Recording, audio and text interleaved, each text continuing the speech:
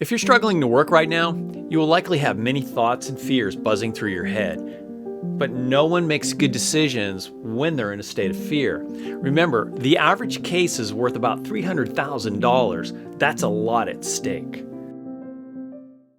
Hi, I'm Michael Gilbert. I'm an attorney and a former ALJ with the Social Security Administration.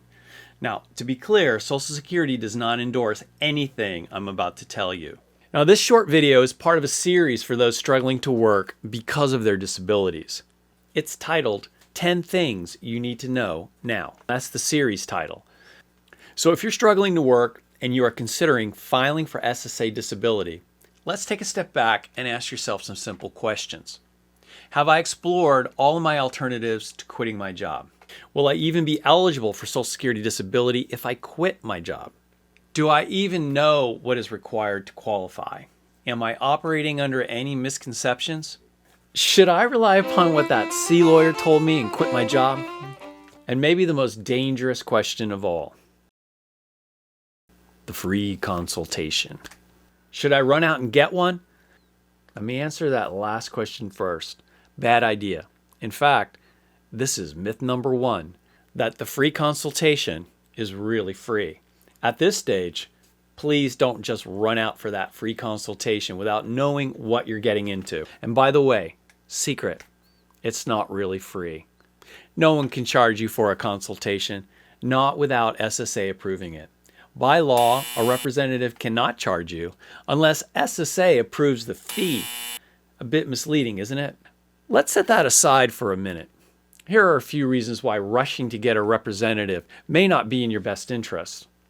Reps, and that's short for representatives, are persons authorized by SSA to help claimants with their disability case. Reps can be attorneys or non-attorneys. Regardless of who the rep is, SSA manages the process for them to get paid. Bottom line, they don't get paid much per case. To make money, they have to push as many cases into the system as possible. Because of that, and for other reasons which I will be going into in a separate video, reps have a conflict of interest.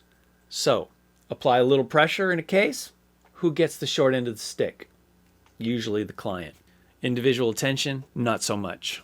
If you need more attention because your case is complex or unique, or maybe you are even willing to pay more for that extra effort, it's not likely you're going to get that extra attention. Why? Because SSA controls the process, not you and not your representative. Should you win your case, overwhelmingly SSA follows the same process to approve the fee regardless of how much work was involved in your case. In fact, unless your rep uses a special process called a fee petition, he gets paid the same amount of money on your case regardless of how much work he did. See what I mean? The SSA incentivizes volume, since the statistics are that about half of all cases are approved for benefits. And SSA doesn't care about or even look at the efforts of your representative on any given case. The reps think, why do the hard work? And why take the hard cases? Why not just flood the zone? The more bets on the table, the more net earnings. We're not saying that no one needs a rep. Some people do.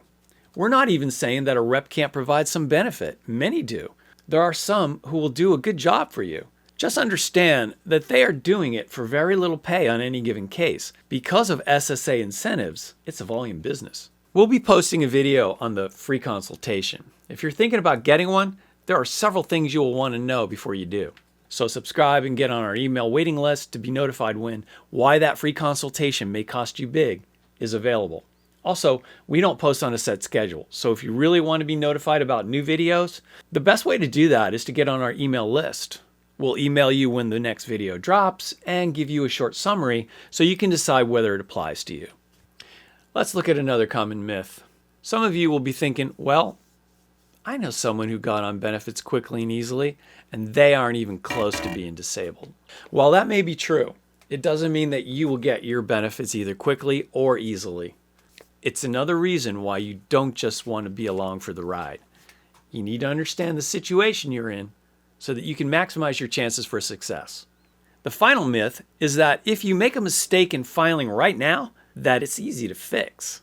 Realize, once you commit to filing for disability, it can be difficult to change course, even with a representative, sometimes especially with a representative.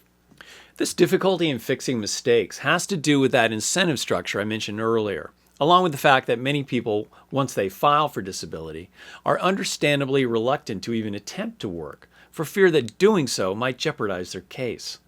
As you can imagine, there are lost opportunity costs to think about. So someone may think they can get started and, if need be, they can change course, fix something, or go another route. But in reality, options close. Think of it this way. Ever see one of those airboats, the ones they use in the Florida Everglades to zoom around the water?